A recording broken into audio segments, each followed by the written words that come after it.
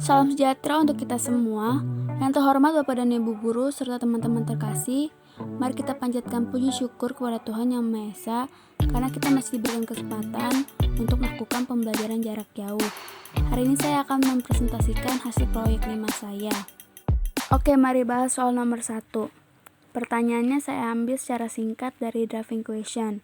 Pertanyaannya, tampungan air tersebut berbentuk tabung dengan diameter alas 70 cm dan tinggi 140 cm. Pada tampungan air tersebut dipasang keran air yang memiliki diameter 10 cm kubik per detik. Rata-rata air mengalir dari tampungan tersebut 4 jam dalam sehari. Bantulah mereka menghitung dalam berapa hari air dalam tampungan tersebut akan habis dengan menggunakan pi sama dengan 22/7. Setelah membaca pertanyaannya, kita harus cari tahu dulu apa saja yang diketahui dari pertanyaannya. Ada diameter alas, yaitu 70 cm. Nah, untuk mencari jari-jarinya, kita hanya membagi 2 saja dari diameter alasnya menjadi 35 cm. Tingginya adalah 140 cm. Debit air 10 cm kubik per detik. Rata-rata airnya 4 jam dalam sehari. Yang ditanya adalah di sini waktu air di dalam tampungan habis. Baru kita cari nih volume tabungnya terlebih dahulu menggunakan rumus pi kali r kuadrat dikali T. Nah, di sini kan menggunakan pi 22/7, berarti kita tulis 22/7 dikali jari-jarinya tadi yang kita bagi 2 itu 35 kali 35 dikali tingginya 140 sama dengan 3.773.000/7, karena saya kalikan dulu semuanya baru dibagi 7 menjadi 539.000 cm3. Baru kita cari debit airnya. Kan katanya tadi 10 cm kubik per detik. Berarti 10 kali 3.600 cm3 per jam. Karena kan dari detik ke jam itu kan 3.600. Baru kita kalikan menjadi 36.000 cm3 per jam. Baru kita cari nih, satu hari itu kan katanya sama dengan 4 jam. Berarti 4 dikali debit air yang tadi kita cari. 4 kali 36.000 sama dengan 144.000 cm3. Setelah itu kan di sini tanya waktu air dalam tampungan habis. Berarti kita bagi saja yang tadinya 539.000 per 144.000 sama dengan 3,7. Kita bulatkan menjadi 4 hari. Jadi air dalam tampungan tersebut akan habis dalam 4 hari. Sebagai informasi, 2 pertanyaan yang saya bahas di sini saya singkat dari drafting question. Mari kita bahas soal selanjutnya. Soalnya, tetapi pada umumnya minum air putih 8 gelas sehari atau sekitar 2 liter dapat mencukupi kebutuhan air banyak orang. Seseorang memiliki gelas berbentuk kerucut dengan diameter gelas 12 cm dan panjang garis pelukis 10 cm. Untuk memenuhi kebutuhan air putih 2 liter sehari, hitunglah berapa gelas orang tersebut harus minum air putih dengan menggunakan pi sama dengan 3,14. Setelah membaca pertanyaannya, langkah selanjutnya adalah kita mencari tahu apa saja yang diketahui dari pertanyaannya. Ada diameter yaitu 12 cm. Nah, di sini diameter kan dikasih tahu. Berarti kita mudah nih mencari jari-jarinya menggunakan rumus diameternya kita bagi 2 menjadi 12 bagi 2 sama dengan 6 cm. Terus ada panjang garis pelukis yaitu 10 cm. Kita kasih tanda menjadi S ya panjang garis pelukisnya ini. Habis itu air sebanyak 2 liter. Terus di sini yang ditanya adalah jumlah gelas yang dibutuhkan oleh banyak orang. Setelah itu kita cari deh T-nya terlebih dahulu karena di sini yang sudah diketahui adalah S dan R menggunakan rumus Pythagoras. S kuadrat sama dengan R kuadrat tambah T kuadrat. S-nya kan tadi 10, berarti 10 kuadrat sama dengan R-nya kan tadi 6, berarti 6 kuadrat ditambah T kuadrat karena di sini kan dipertanyakan T-nya. Habis itu kita jumlahkan D kuadratnya menjadi 100 sama dengan 36 tambah T kuadrat. Terus kita pindah ruas tuh T kuadratnya di sebelah kiri. T kuadrat sama dengan 100 dikurang 36 karena kan dipindah ruas menjadi 64. Habis itu kita pangkatin menjadi 8 karena 8 kali 8 kan 64. Habis itu kita mencari volumenya. Volume kerucut itu menggunakan rumus 1/3 kali pi kali r kuadrat dikali tinggi sama dengan 1/3 dikali 314/100. Saya mengubahnya menjadi pecahan dikali 6 kuadrat dikali 8 menjadi 301,44 cm kubik. Terus kita pindah ke liter. Kita ubah menjadi volume itu adalah 0,30144 liter. Jadi total gelasnya kita menggunakan V air per V kerucut. Terus kita tuliskan V airnya kan 2, V kerucutnya 0,30144. Baru kita bagi dan hasilnya menjadi 6,634 gelas. Karena di sini kan kita mencari total gelasnya menggunakan V air per V kerucut. Jadi jumlah air gelas yang dibutuhkan oleh banyak orang adalah 6,634 gelas. Selanjutnya saya akan bahas pengertian dan perbedaan dari marketplace, online shop, dan e-commerce. Kita mulai dari marketplace dulu ya. Marketplace. Marketplace adalah sebuah website yang menghubungkan seorang penjual dengan pembeli melalui internet. Jika si calon pembeli memang mau membeli barangnya, mereka bisa melakukan pembayaran melalui marketplace itu sendiri. Menariknya, para pemilik toko tak perlu membayar sewa seperti yang dilakukan penjual di pasar. Inilah yang jadi daya tarik tersendiri, dan tentunya para penjual lebih hemat karena tak perlu biaya operasional. Cara berjualan di marketplace pun mudah, hanya perlu menggugah foto produk atau jasa beserta keterangannya. Setelah itu, para pembeli dapat melihat dan memilih produk yang sesuai kebutuhannya. Dengan begitu, biaya operasional jauh lebih hemat. Contoh marketplace adalah Tokopedia, Bukalapak, Lazada, Shopee, dan Bibli. Selanjutnya, online shop. Online shop adalah tempat di mana terjadinya suatu transaksi penjualan barang atau jasa di internet.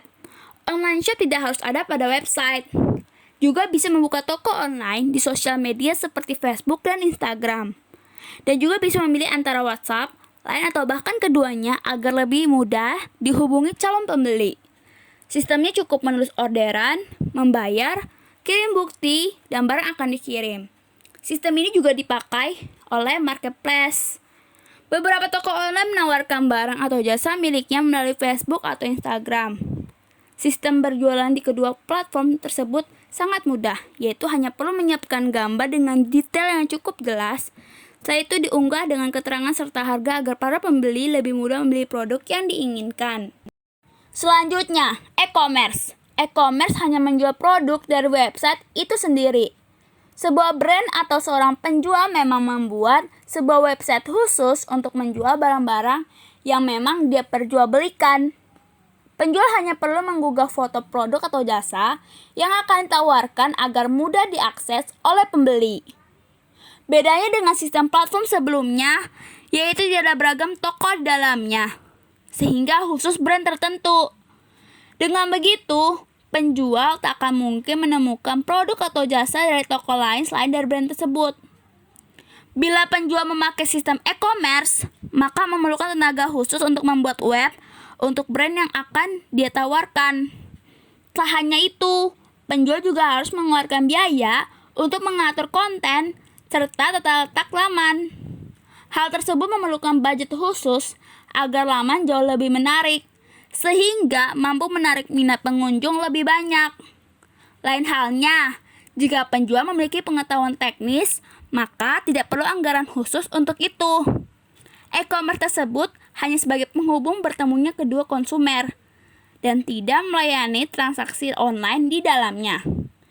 Dalam e-commerce, seluruh proses perdagangan, mulai dari proses pemesanan produk, pertukaran data, hingga transfer dana, dilakukan secara elektronik. Istilah e-commerce digunakan untuk mendeskripsikan semua transaksi yang memakai media elektronik. Marketplace sendiri adalah salah satu model e-commerce di mana ia berfungsi sebagai perantara antara penjual dan pembeli. Penjual yang berdagang di marketplace hanya perlu melayani pembelian. Semua aktivitas lain seperti pengelolaan website sudah diurus oleh platform e-commerce. Menggunakan konsep consumer to consumer, dari suatu produsen akan menjual kembali produk ke konsumen lainnya adalah Shopee, Tokopedia, Bukalapak, OLX, dan Kaskus. Menurut pendapat saya mengenai perkembangan perdagangan online shop, marketplace, dan e-commerce adalah kita pasti tahu di tengah pandemi seperti ini keuangan menjadi rendah dan tentunya sulit untuk berkeliaran secara bebas. Karena sudah ada protokol kesehatan yang berisi untuk kita menjaga jarak dan lebih baik di rumah. Dengan keadaan yang membuat masyarakat menjadi lebih banyak di rumah, dimanfaatkan para pedagang untuk meningkatkan pemasukan uangnya lagi. Dengan dimulai mencari ide atau informasi tentang selera masyarakat yang sekarang sedang diminati. Setelah itu mereka akan membuat sebuah kumpulan selera-selera masyarakat menjadi seperti pasar online. Di dalam marketplace akan banyak toko pedagang dengan bermacam-macam produk yang dijual yang nantinya akan dibeli oleh konsumen sesuai pencarian sesuai kebutuhan dalam membeli produk. Dan jangan salah, untuk membuat toko di sebuah marketplace juga tidak perlu uang sewa. Dan tentunya untuk penjual atau mereka yang memulai usaha atau bisnis baru, dengan menawarkan diskon atau pelayanan yang tentunya membuat adanya ketertarikan dengan masyarakat. Seperti yang lagi berkembang dan tentunya booming seperti Shopee, Tokopedia, yang membuat iklan televisi dengan mengundang bintang tamu yang saat ini sedang diminati seperti BTS, Stray Kids, Blackpink, dan lain-lain. Mereka melakukan itu tentunya mengeluarkan biaya yang sangat besar, dan durasi undangan bintang tamu itu juga tidak lama. Jadi bisa dibayangkan, biaya yang dikeluarkan itu sangat besar dibanding terbalik dengan durasi lamanya bintang tamu diundang. Tapi juga untuk meningkatkan penambahan jumlah konsumen untuk membeli produk dari tokonya. Tapi bukan sembarang mengundang atau mengeluarkan biaya yang sangat besar. Saya sih yakin jika mereka pasti memiliki strategi pemasaran sendiri. Walaupun akan mengalami kerugian, tapi itu sudah dirundingkan bagaimana solusinya. Akan banyak diskon atau pelayanan lain yang mungkin melebihi pemasaran yang ditentukan, tapi demi kenyamanan kebutuhan masyarakat, mereka berusaha hingga berlomba-lomba untuk menarik peminat. Tokopedia, Shopee menggunakan e-commerce, consumer to consumer. Selain itu pula pembayaran elektronik pun turut dilakukan melalui transfer mobil bank, GoPay, OVO, kartu kredit, Dana, Link Aja, dan lain-lain ataupun bayar di tempat. Menggunakan forum e-commerce memiliki banyak manfaat, apalagi tengah pandemi seperti ini yang membuat kita harus di rumah. Jadi kita tak perlu harus keluar rumah, hanya dengan berbelanja online yang menggunakan transaksi e-book menjadi lebih hemat waktu, mempermudah pembayaran untuk memenuhi kebutuhan, sehingga tidak perlu untuk keluar rumah.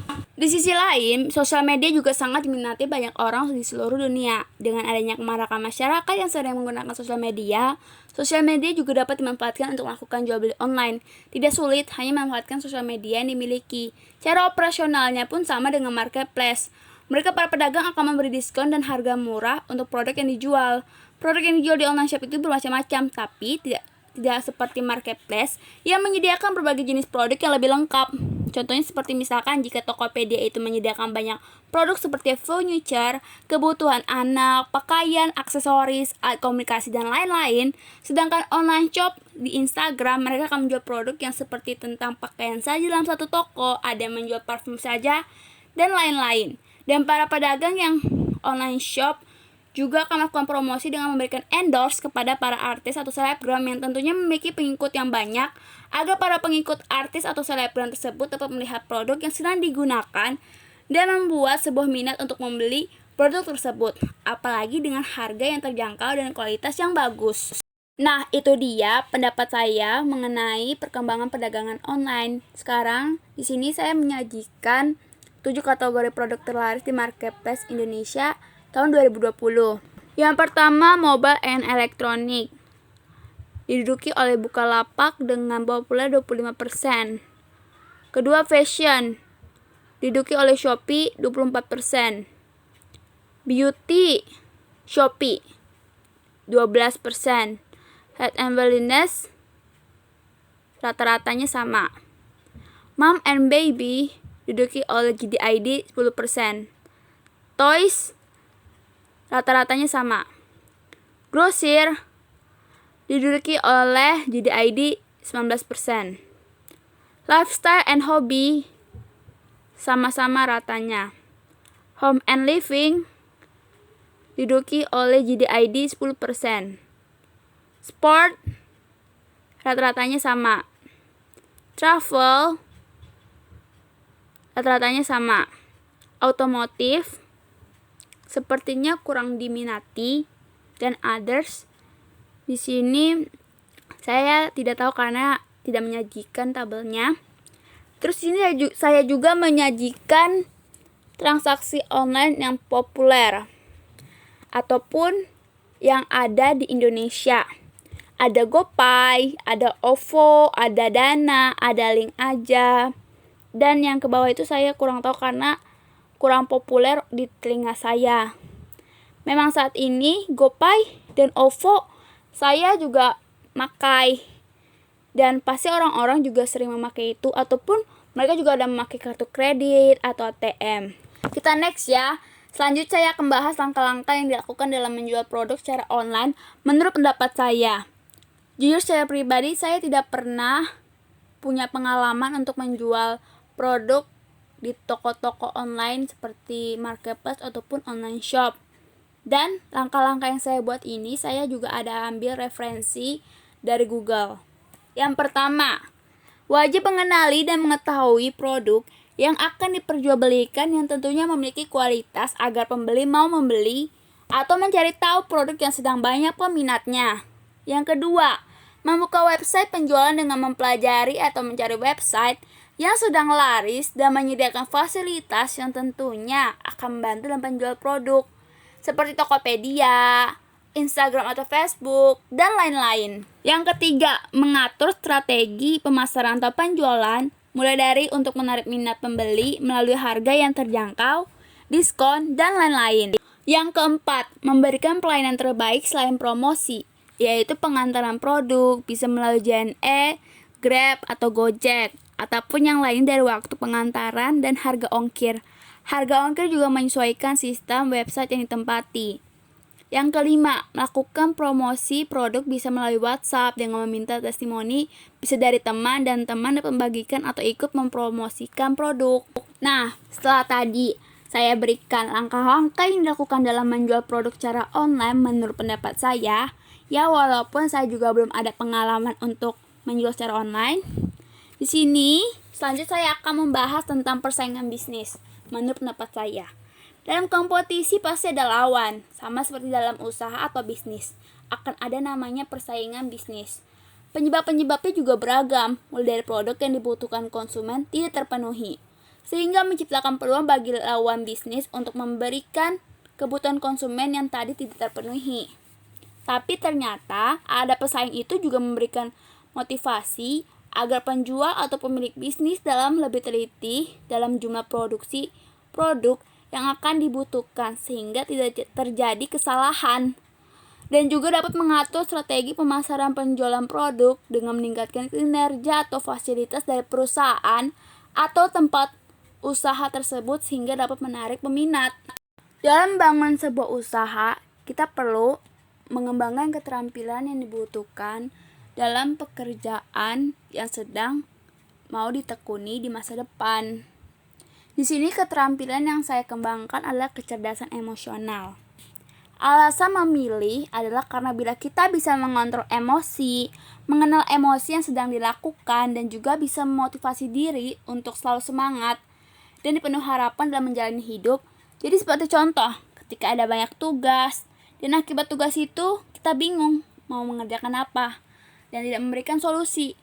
Hal ini juga menggunakan daya tahan tubuh bisa menjadi stres, demam, dan lain-lain. Jadi walaupun berada di lost controlnya kita, tapi kita tetap optimis dan memiliki solusi untuk mengatasinya. Sehingga suasana perasaan yang tadinya murah menjadi normal. Di situ sudah saya sajikan penerapan pengembangan keterampilan dari kecerdasan emosional. Di hari Senin tanggal 8 bulan 2 2021, bangun pagi jam 4:30 pagi, dan itu saya lakukan setiap hari mulai dari Senin sampai Minggu dan hari Senin sampai Minggu lagi. Habis itu kita next di hari Rabu tanggal 10 bulan 2 2021.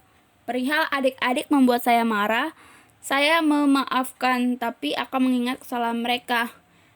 Sebenarnya untuk urusan marah-marah berkelahi itu sering, tidak ada kata henti. Walaupun sebenarnya kami marah-marah, saya ini tipikal orang tuh yang tiba-tiba berbaikan aja padahal mah sebelumnya ada masalah, lagi berkelahi. Walaupun di otak saya, di pikiran saya ini mengingat kesalahan mereka. Selanjutnya di hari Kamis tanggal 11 bulan 2 2021, perihal mengatasi rasa bosan dengan cara yang kreatif seperti bermain TikTok dan membantu mencuci pakaian pada siang hari. Sebenarnya untuk bermain TikTok saya sudah mulai jarang karena saya lagi memfokuskan diri untuk mengerjakan proyek, apalagi kan mendekati uprak.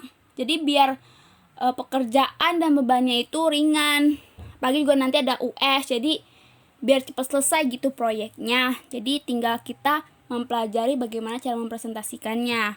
Habis itu di hari Sabtu tanggal 13 bulan 2 2021 saya mengerjakan proyeknya. Itu sebenarnya saya lebih banyak waktu mengerjakan proyeknya di hari weekend, karena kan kalau di hari Senin sampai Jumat itu kita memfokuskan diri untuk belajar, sekolah. Lanjut lagi di hari Senin tanggal 15 bulan 2 2021. Di situ saya membagi waktu menyelesaikan pekerjaan rumah seperti menyapu, mengepel, dan menyuci semua piring kotor, agar saya juga tidak kewalahan dalam melaksanakan itu dan juga tidak selalu cepat mengeluh capek. Lanjut lagi di hari Rabu tanggal 17 bulan 2 2021. Melakukan malam doa setiap Rabu dengan berdoa dan bersyukur pada Tuhan, berarti kita tahu bahwa memang sepantasnya mensyukuri nikmat Tuhan. Sebuah penelitian yang dilakukan oleh University of California, Davis atau UC Davis, bahwa orang yang terbiasa bersyukur memiliki tingkat hormon stres kortisol yang rendah. Karena rendahnya hormon kortisol, suasana hati dan kondisi kesehatan secara umum pun jadi lebih baik. Lanjut lagi di hari Sabtu tanggal 20 bulan 2 2021. Saya kembali mengerjakan proyek untuk menghilangkan rasa bosan, karena kan weekend kita kebiasaannya untuk bermain ponsel. Habis itu di hari Minggu saya melakukan olahraga, yaitu lari pagi pukul 6.